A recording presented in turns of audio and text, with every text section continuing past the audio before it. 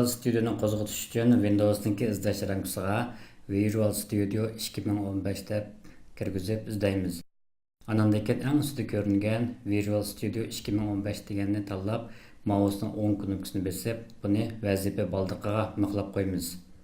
Andan keyin biz doim o'sha vazifa baldig'idagi Visual Studio'ningki sin belgisini bosib, buni qo'zg'atsak bo'ladi. Microsoft Visual Studio'ningki asosiy ekran ko'rinishi mushundaq bo'lib, buning birinchi ratkisi tizimlik baldig'i deb ataladi. Bu yerda nurg'unlagan tizimliklar bor. Buning ikkinchi ratkisi qural baldig'i deb ataladi. Bu yerda nurg'unlagan knopkalar va qurollar bor.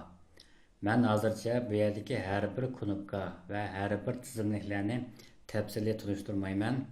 Darsimizning davomida biz programma loyihalashni o'rganib kod yozgan vaqtimizda shuning munosabatlik, tizimlik va iqtidorni ishlatish lozim bo'lgan vaqtida men shu chog'da bu yerdagi har bir knopka va tizimliklarni sizlarga tafsiliy tunishtirib o'taman. Hozircha mushunchalik bilib olsangiz bo'ldi. Ammo Microsoft Visual Studio qurolni ishlatishdan ilgari bu yerdagi bir qancha tanshaklarni muvofiq o'zgartirib olishinglarni tavsiya qilaman. Aldı bilan qurollarni besib, buning ichidagi eng ostidagi tanlanmalarni tanlaymiz.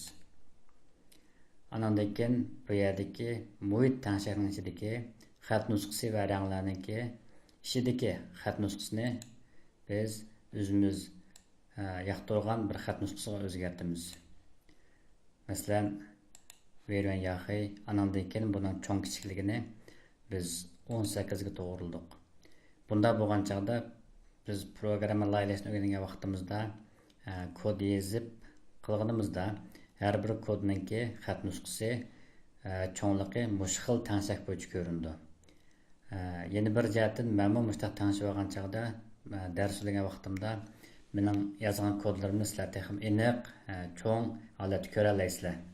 Shuning uchun men mushtaq tanishib oldim. Sizlarmi o'zingizlar yoqtirgan shakldagi xat nusxasi bo'yicha tanishib olsanglar bo'ladi. Undan boshqa yana muhit tanshigidan boshqa yana buning ichidagi tekst tahrirlagich. Buni besib, buning ichidagi besk oldidagi qor numeri degan oldidagi tekshirish ramkasining oldiga to'g'ri belgisi qo'yib qo'yinglar. Andan keyin C# buning oldidagi qor numeri degan tekshirish ramkasining oldiga to'g'ri belgisi qo'yib qo'yinglar. Bunda bo'lgan chog'da kod yozgan vaqtimizda har bir qor kodning oldiga qor numeri ko'rinadi. Sizlar buni o'zingizning ehtiyojiga qarab qilsanglar bo'ladi, qilmasanglar bo'ladi.